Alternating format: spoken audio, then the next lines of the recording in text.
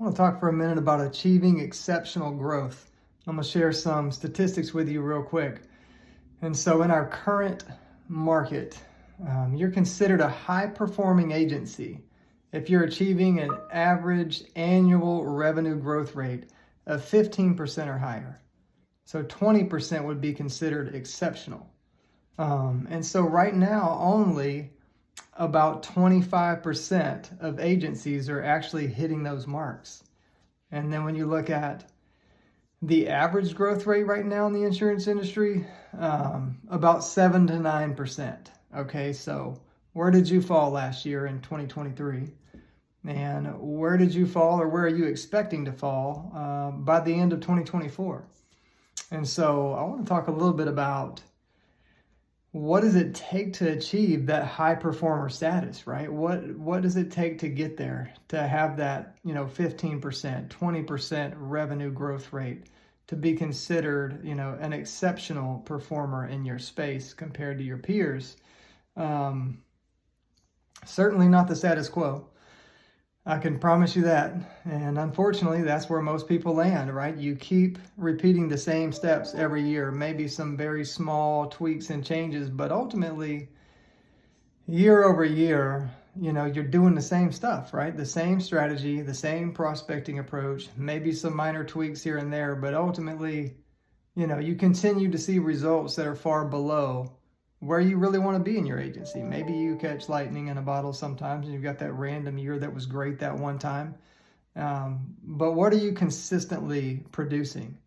And so right now at the Broker Collective and HRO, we currently partner with 80 small insurance agencies across the nation. Most of you know this. And it's interesting. I would say out of the 80, I would say about 6 of those are consistently engaged with and referring and closing HR and payroll deals with us.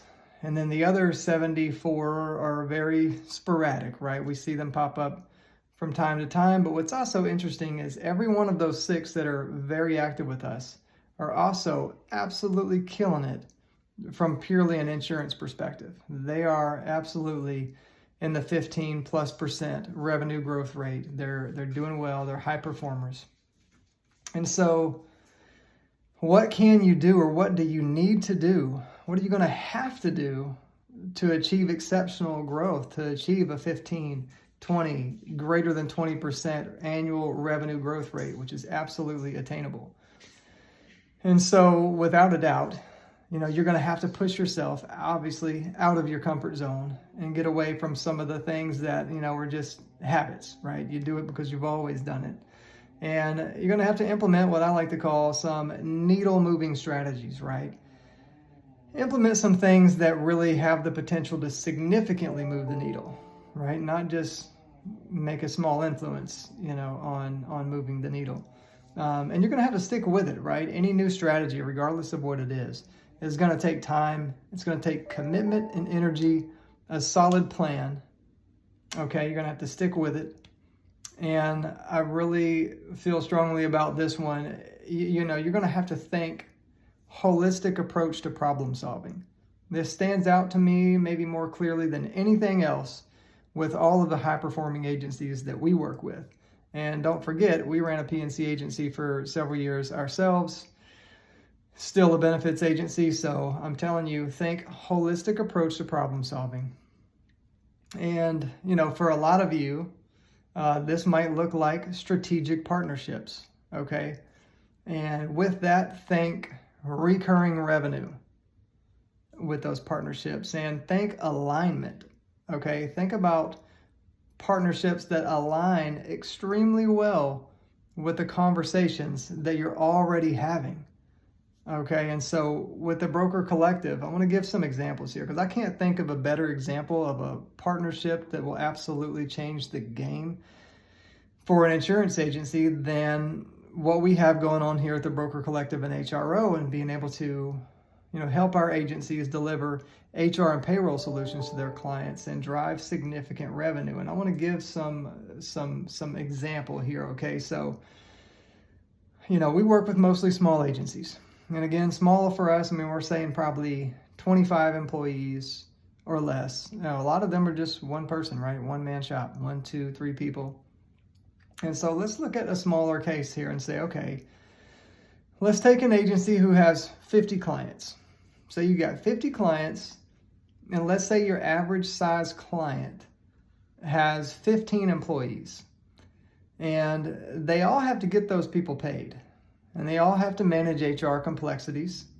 And so because of those things, most likely, they're already outsourcing their payroll and HR to somebody. And in most cases, it's to somebody who is a direct threat to your business, right? A competitor who potentially could come in and be a threat to take away your insurance. And so, again, 50 clients you have, average size, 15 employees. And let's say we help you convert 30% of those to become an HRO client. That's 15 clients at an average of 15 employees. Okay, that's an average annual recurring revenue of $43,200 straight to your bottom line, and you don't even have to lift a finger to service that revenue. That's amazing, and I love that part because, again, you don't have to touch it, right? This stuff is on autopilot. We have a retention rate of 98.5%. So when you want to think about sticky revenue, creating stickier revenue, I can't think of anything much stickier than this, okay? I'm talking about revenue that sticks even if you lose the insurance business, which now we've seen happen time and time again.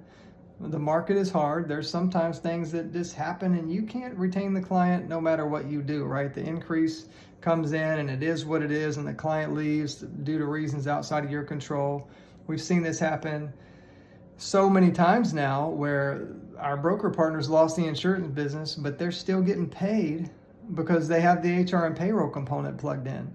And I'm talking significant revenue in many cases. I mean, we had a case, just a couple months back, and it was a large, good size account, 90, 100 employee company, and you're talking $16,000 commission.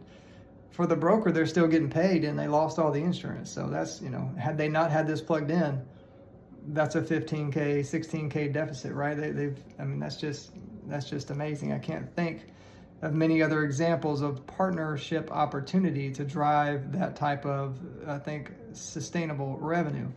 And we haven't even mentioned a lot about retention, but that's a whole nother conversation.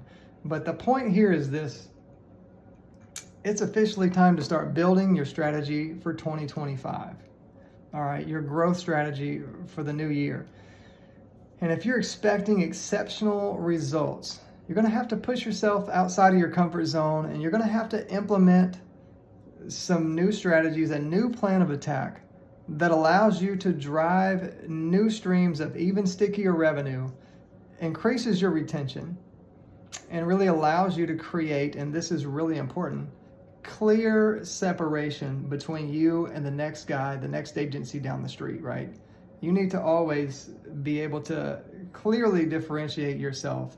And that's a difficult thing to do in the insurance space in many cases. And when you look at those top performers or high performing agencies, they look different than you, right? They look different than the person that's averaging 5, 6, 7, 9% growth each year, and again, that's the average. But those high performers look different, right? There's some clear separation there. They most often do some things differently. And so, that's what this partnership does for our partners who really take full advantage of it. So, now it's officially in your court, and start taking action steps now towards exceptional growth. Have a blessed week.